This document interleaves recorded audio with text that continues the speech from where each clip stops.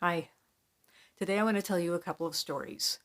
And these two stories have a lot in common, and they have a lot that's in direct contrast. And I think that they are both pretty good case studies for what can happen with a very serious complication in pregnancy and what the role of diagnostic screening and testing is, how it can change the course of a pregnancy.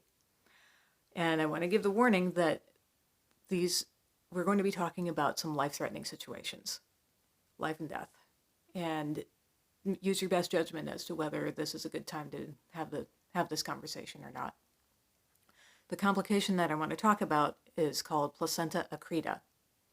And if you're not familiar with that, I'm going to link a good article in the description below that gives a good overview. But just very quickly, in short, placenta accreta is when the placenta embeds too deeply into the uterine wall. And that becomes a problem at birth because the placenta won't separate completely. It will cause excessive bleeding, and it can cause death due to hemorrhaging. So this is a big deal. And the number one risk factor for placenta accreta is uterine surgery. The most common uterine surgery is C-section. And the more scar tissue you have in your uterus, the higher your probability of developing placenta accreta. So it's definitely something to be aware of. And if you have had a C-section, this is something that you will want to know about, because the number one complication that gets all of the attention after a C-section is uterine rupture. And with good reason. Uterine rupture is very serious. I've personally known people who have had it, and some of them have lost their babies. Some of them have ended up with a hysterectomy. It's a very serious complication. It's worth talking about. Placenta accreta is also potentially deadly. It's also very serious.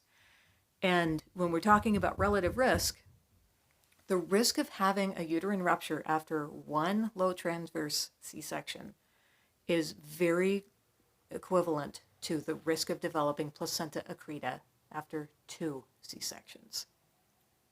So think about that again. After one C-section, your risk of uterine rupture is equivalent to your risk of placenta accreta after 2 C-sections. So if you've had one C-section, you're pregnant again, told that uterine rupture makes it too dangerous to attempt a VBAC, take your family size into account, because you might be trading one dangerous risk for a different dangerous risk. And only you can make the decision about whether or not that's a risk you're willing to take. But if you want to have more than 2 children, take placenta accreta into account, because it is life-threatening, and it's life-changing. So the stories that I want to tell you today, one is a woman that I've known for a few years now. I'm going to call her Mary. And Mary has 3 children. All 3 of them were born by C-section. She is not convinced that her first 2 C-sections were necessary. Her last C-section saved her life. But the reason that it saved her life was because she had the first 2 C-sections. So she was pregnant with her 3rd baby and interested in pursuing a VBAC. And her pregnancy was going along well. Everything looked pretty straightforward. She had the 20-week ultrasound that most women have, and it showed a healthy baby, and it showed a placenta that was a little lower than most people would like, but she was told that didn't rule out a VBAC, right? Because more than likely it would move away by the time she was full term. So she continued to have a healthy pregnancy, and everything seemed to be going fine. And at 33 weeks and about 5 days, she started bleeding. And there was no obvious reason for it. She hadn't had any abdominal trauma. There was no pain involved, but she was bleeding bright red blood. So she went to the hospital, and within a few hours it was determined that she had placenta accreta. So there are different degrees of accreta. The most mild form is called accreta, and is when the placenta embeds too deeply into the endometrium. The next level up is placenta increta, where the placenta begins to invade into the myometrium. That's the middle muscle layer of the uterus. And then there's percreta. And that's when the placenta has gone all the way through the uterus, and in a lot of cases, it's begun to invade surrounding organs.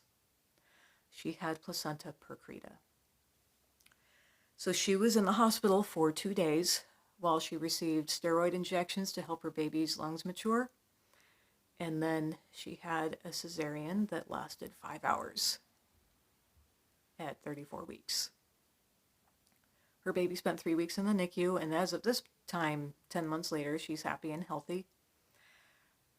But Mary almost lost her life in that surgery.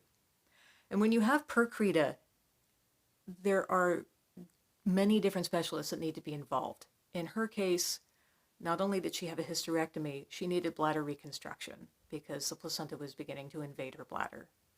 And she was bleeding so heavily that as fast as they were pouring blood into her, it was coming back out. Someone came out and told her husband to prepare himself that he might become a single father to 3 young children. This was a very serious situation. She spent a week in the hospital after that, and soon after coming home, she was readmitted for another week for a post-op infection. Her recovery was very long and very slow. So placenta accreta is a very serious situation. But she didn't know up until right before she had to deliver. She was fine until she wasn't. And that's one of the issues with placenta accreta. You're fine until you're not. So the other story that I want to tell you is my own. My third baby was born by C-section, and he was born early because I had a placental abruption. And he was born early enough that I didn't have a big enough lower uterine segment for a low transverse incision. I was given a vertical incision to get my tiny baby out. So vertical incisions do have a higher risk of rupture, but I also wondered if I was going to have a higher risk of accreta just because there was opportunity for the placenta to attach higher up in the uterus. So when I got pregnant again with my fourth baby, my worries were in order. Number 1, having another preemie.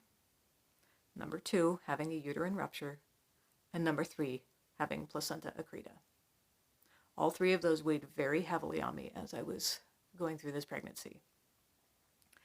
I went in for a 20-week ultrasound, and a maternal fetal medicine doctor showed me that my placenta was anterior, it was low-lying, and she flipped on a color Doppler function to show me that there was abnormal blood flow right along the scar line. I knew what it meant. I knew that I was developing accreta, and she did nothing to dissuade me from conclusion. She said, yes, it looks like this is what's happening. And at least at the time, placenta accreta was calculated to have about a 14% mortality rate. That's about 1 in 7 women who have accreta. And just like in Mary's story, most often it's preterm because those pregnancies are not sustainable. If it's bad enough, those pregnancies are not sustainable. So right then and there, that was 2 of my big worries, having a preemie, having a placenta accreta. And accreta, it's debatable whether it also increases the risk of rupture. So right there, all 3 of my worries were real possibilities. And just like I said with Mary's story, placenta accreta is not one of those complications where you feel it until it presents itself as a problem. Unlike, let's say, preeclampsia or HELP syndrome, where you can feel yourself getting worse. Placenta accreta is just there, and there's nothing you can do to change it in your daily life. There's no regime that you can do to make it better. Nothing you do can make it worse. It's just there, and it's hanging over you as this potential death date sometime in. So for the last half of that pregnancy, I was preparing to die. I went through Christmas that year with my family, wondering if this was the last time that we would all be together.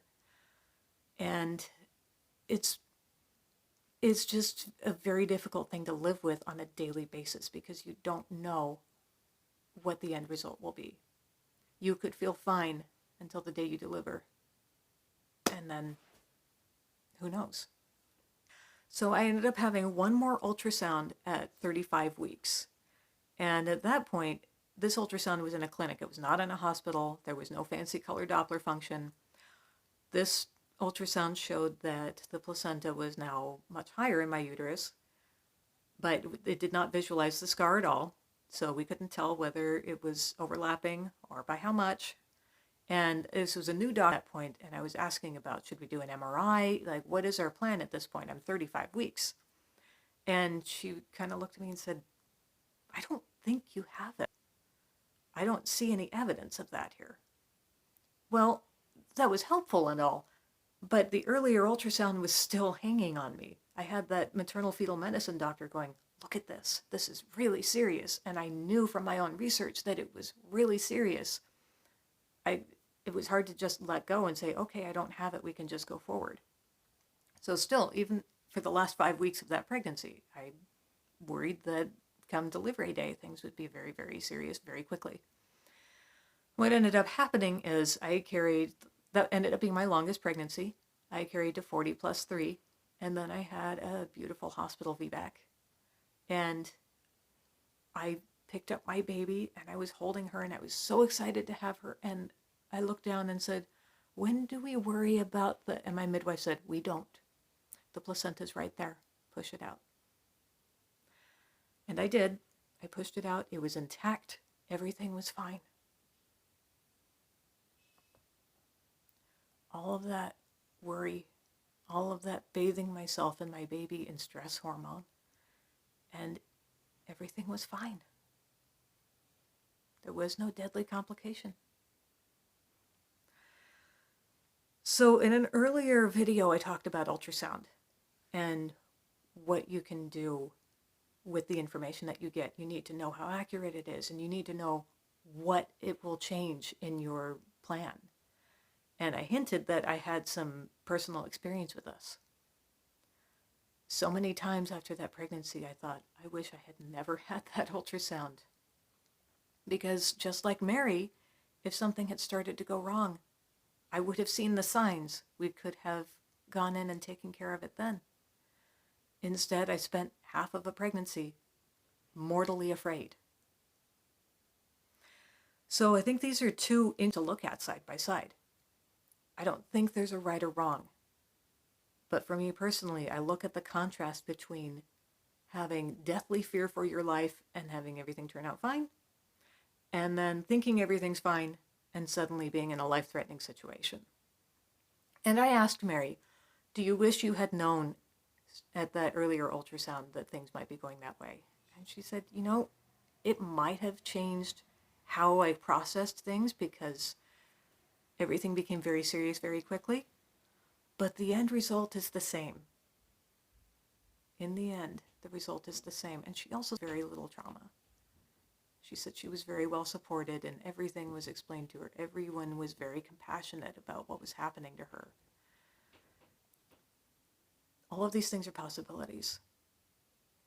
Complications are a possibility. Knowing about it beforehand may or may not change the outcome. And I hear all the time, oh, well, I'm a planner and I want to know so that I can be as prepared as possible. I sympathize. I do. And I'm here to say, I wish I hadn't known. That's easy to say in hindsight. We all know that. It's easy to say that I know the outcome now, and going back, I enjoyed that pregnancy.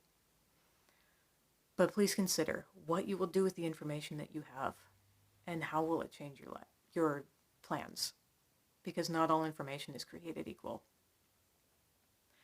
And mental health of the whole family is so valuable in going through the pregnancy and in how you recover. And the way that we receive and process and use information is pivotal in how our mental health outcomes come about. So I hope this was helpful. I hope that this is something that gets conversations going and gets thought processes going. And let's have another conversation another time.